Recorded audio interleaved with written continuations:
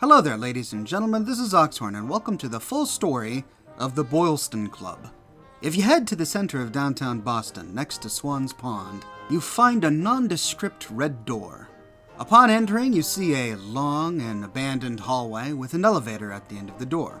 Taking the elevator up leads you to one room, filled with skeletons. This is the Boylston Club, a pre-war fraternal club that met at this location before the bombs fell in 2077. Reading the terminal, you learn a little bit more about the club. Its members included former presidents, vice presidents, senators, and justices of the United States, former governors and lieutenant governors of the Commonwealth of Massachusetts, and legitimate male heirs to previous members. As a fraternal organization, it was male only. Aside from elected officials, they did open it up to other distinguished gentlemen of social or intellectual worth, nominated by existing members and willing to pay the annual fee of $500,000. 500,000 big ones. The point of the club was to provide a safe place for people of like mind and interest to meet and spend time. If you look at the agenda, this place is right up my alley. They have a cigar tasting as one of the major items on the agenda. They're going to have a professional tobacconist come out and they're going to be taking a look at some cigars and tasting them. Heck, can I join? I'm a man. I don't have $500,000, but I like cigars. I would totally join something like this. Talk about the good life, ladies and gentlemen. These guys knew how to live it. I see nothing wrong with enjoying some of the finer things in life, having a sophisticated palate, and geeking out over such things. Now the skeletons. Well, we learn why the skeletons are here by listening to a holotape inside the terminal labeled A Toast. It's closing time, gentlemen. If any of you have changed your mind, it's time to go. James will see you out. No one? Very well. Gentlemen, it has been an honor and a privilege. Before we drink, allow me to offer a final toast. To the world that was, mankind shall never see its like again. Exactly 1 week after the bombs fell, on October 30th, 2077, the members of the Boylston Club met in this room to hold a memoriam gala.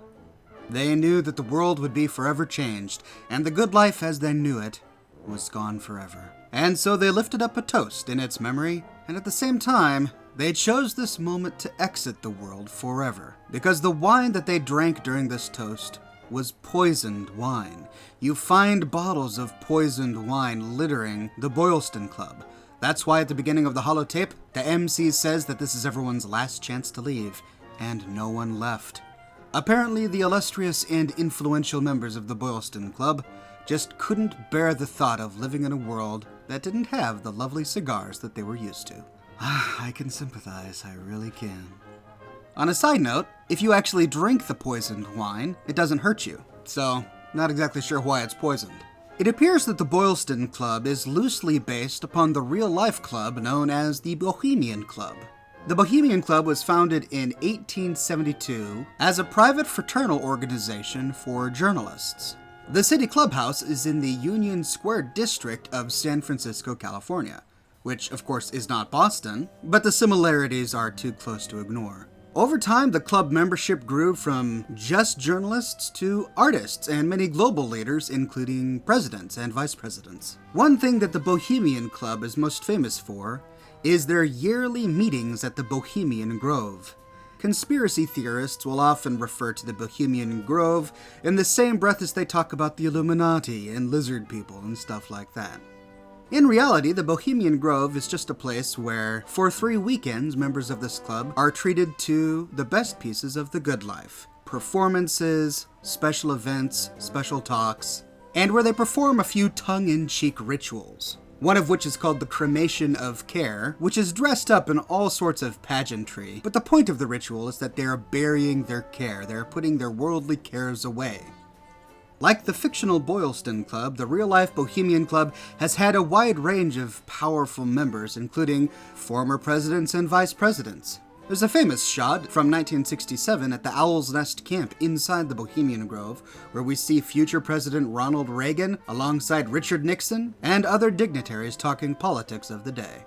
It's rumored that the Manhattan Project planning meeting actually took place at the Bohemian Grove in the summer of September 1942, which led to the development of the atomic bomb. Another reason why the Boylston Club is probably a direct reference to the Bohemian Club.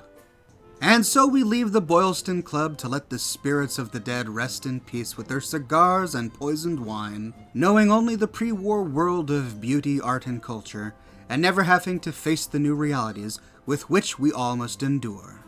Rest easy, cultured cowards, in your leather chairs and bowler caps, and pray one day that we, like you, will someday be able to enjoy the good life. Well, there you go, ladies and gentlemen, a brief little history of the Boylston Club here in downtown Boston within the Fallout 4 universe. If you like this video, please subscribe for more Fallout 4 content. I do videos on lore and mods and a wide range of things. I produce a new video every day, so check back tomorrow to see what's new. If you like what I do and you want to support me in a more personal way, consider becoming one of my patrons on Patreon. Patreon subscribers get access to my private Discord server as well as a bunch of other cool Oxhorn perks. But more than anything, ladies and gentlemen, I'm just so glad you're here watching. Thank you from the bottom of my heart, and I'll see you tomorrow morning.